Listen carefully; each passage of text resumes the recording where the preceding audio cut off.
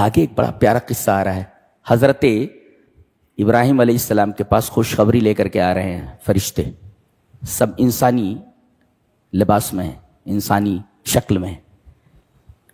یہ جس شکل میں آنا چاہیں آ سکتے, نور ہے. وَلَقَدْ جَاءَتْ رُسُلُنَا إِبْرَاهِيمَ بِالْبُشْرَىٰ قَالُوا سَلَامًا. نقطہ یہ ملا کہ کوئی کسی گھر جائے تو سب سے پہلے سلام کرے. جی جی. قَالَ سَلَامٌ, سلام سننے والا گھر والا جواب دے. سلام پہلے کون کرے گا؟ آنے والا. حضرت ابراہیم علیہ السلام کے 3 اوصاف بیان کیے گئے فوراً ہی. فَمَا لَبِثَ أَن جَاءَ بِعِجْلٍ حَنِيذٍ. 3 وصف بتائے گئے. ایک تو یہ جیسے مہمانوں کو انہوں نے بٹھایا, کچھ پوچھا نہیں, کھائیں گے, فوراً گھر میں چلے گئے کھانا تیار کرنے. پتہ یہ چلا کہ مہمانوں کو کھانا کھلانے میں جلدی کرنی چاہیے. پتہ نہیں بیچارے کہاں سے آئے ہیں, کس قدر بھوک لگی ہوئی ہے ان کو. تو فما لبث, ٹھہرے نہیں, فوراً گھر میں گئے اور کہا کہ کھانا تیار کرو. تو ایک تو یہ مہمان نوازی میں آدمی کو جلدی کرنی چاہیے. ایک اچھا. ان جاء بعجل حنیذ, بھنا ہوا بچڑا لائے. دوسرا نقطہ یہ معلوم ہوا کہ مہمان کو اچھے سے اچھا کھلانا چاہیے, اور سب سے بہترین کھینچ گوشت کی کھینچ ہے. پورا بھنا ہوا بچڑا لے کر چلے آئے. جی, ان جاء بعجل حنیذ, بھنا ہوا بچڑا لے کر کے آ گئے. سید الطعام اللحم, تمام کھانوں کا سردار گوشت, یہ لے کر کے آئے. ان جاء بعجل حنیذ.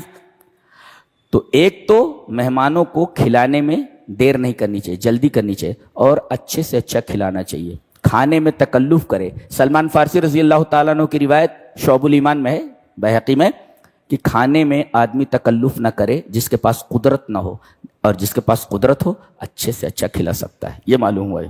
فما لبث ان جاء بعجل حنیذ, اچھے سے اچھا کھلائے. اچھا, کھانا رکھ دیا گیا.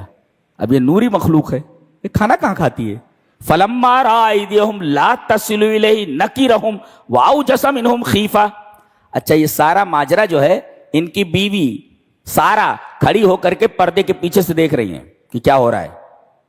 دیکھ رہی ہیں کہ کھانا تو میں نے بنایا اتنا بہترین, وہ مہمان لوگ کھا ہی نہیں رہے, ہاتھ ہی نہیں بڑھ رہے ان کے. تو حضرت ابراہیم علیہ السلام ڈر گئے, لگتا ہے کہ دشمن ہمارا نمک نہیں کھانا چاہ رہے. جی, فوراً جب دیکھا کہ یہ ڈر گئے ہیں, قالوا لا تخف, مہمانوں نے کہا ڈرو نہیں, انا ارسلنا الی قوم لوط, ہم انسان نہیں, ہم فرشتے ہیں, اور تمہارے بھتیجے لوط کی بستی کو الٹنے کے لیے جا رہے ہیں. اللہ, اب ان کا ڈر ختم ہوا. تو جب دیکھا کہ میرا جو بڈھا ہے وہ پہلے تو ڈر گیا, لیکن جب بتایا گیا کہ ہم لوگ فرشتے ہیں تو خوش ہو گیا, تو ہنس پڑی ہیں, کھڑی تھی ہیں. وامرأتہ قائمۃ فضحکت. ایک مفسر لکھتا ہے ضحکۃ بعضہن تستحق البشارہ, بعض عورتوں کا ہنسنا یہ بشارت کا مستحق ہوتا ہے. جیسے یہ ہنسیں, فبشرناہا باسحاق, بوڑھی ہو گئی تھی, بچے نہیں تھے, اور بیٹے اور پوتے دونوں کی خوشخبری دے دی گئی. جی, ہم نے ان کو بشارت دی. کن کو؟ ابراہیم کو نہیں, بیوی کو ان کے. ہاں, فبشرناہا باسحاق, کہ تم سے اسحاق پیدا ہوں گے. ومن وراء اسحاق یعقوب, اور پوتے کی بھی بشارت بھی لے لو, اسحاق سے یعقوب پیدا ہوں گے, اور اسی سے یہ بنی اسرائیل ہیں. جی, اسرائیلی انہی سے. جی, انہی کی اولاد جو آج دنیا کے لیے درد سر بنے ہوئے, انہی کی اولاد ہے یعقوب کی. یہ پوتے ہیں. جی, پوتے کی خبر دے دی گئی. تو عورتوں کو ہمیشہ ہنستے رہنا چاہیے. جی جی, تو ہنسی تو بشارت دے دی گئی. لہذا عورتوں کو گھر میں ہنستے مسکراتے رہنا چاہیے, یہ کسی بھی برکت کا سبب بن سکتی ہے. بعض عورتیں انتہائی منحوس ہوتی ہیں, کہ حالانکہ نحوست اسلام میں نہیں ہے. منحوس کا مطلب یہ ہے کہ چاہے پوری تنخواہ دے دو, ہر طریقے کی سکھ سویدھا مہیا کر دو, منہ پھولا ہی رہے گا.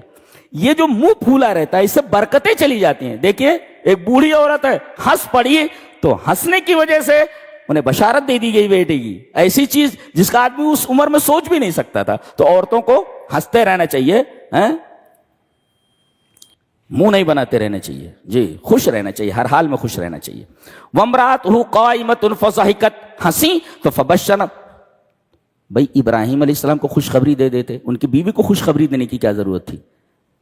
نقطہ یہ بتایا گیا کہ اگر ابراہیم علیہ السلام کو خوشخبری دیتے تو یہ پتہ نہیں چلتا کہ کس بیوی سے بچہ پیدا ہونے والا ہے. ان کی ایک بیوی ہاجرہ بھی تھی نا, تو ان کو خوشخبری دی گئی, بات تمہاری ہو رہی ہے, تم سے بچہ پیدا ہونے والا ہے. اس وجہ سے ڈائریکٹ فرشتوں نے ان کو خوشخبری. کیا کلام ہے بھائی, زمین کمال کا کلام ہے بھائی. وہ کہہ رہی ہیں اس عمر میں بچہ, انا عجوز وہذا بالی شیخہ, میرے جو شوہر ہیں بہت بوڑھے ہیں اور میں تو بڑھیا ہوں. ان ھذا لشیء عجیب, یہ تو بہت عجیب بات ہے. قالوا اتعجبین من امر اللہ, اللہ کے حکم پر آپ کو تعجب ہوتا ہے؟ رحمت اللہ وبرکاتہ علیکم اہل البیت انہ حمید مجید. اللہ کے حکم کے اوپر آپ کو توجہ, وہ جو چاہے کر سکتا ہے, وہ جو چاہے, اس پر تعجب کی کون سی بات ہے؟ اللہ. یہ حضرت ابراہیم علیہ السلام کا واقعہ ہے. بہت ساری عبرتیں ہیں اس میں, بہت عجیب و غریب چیزیں سب ہیں.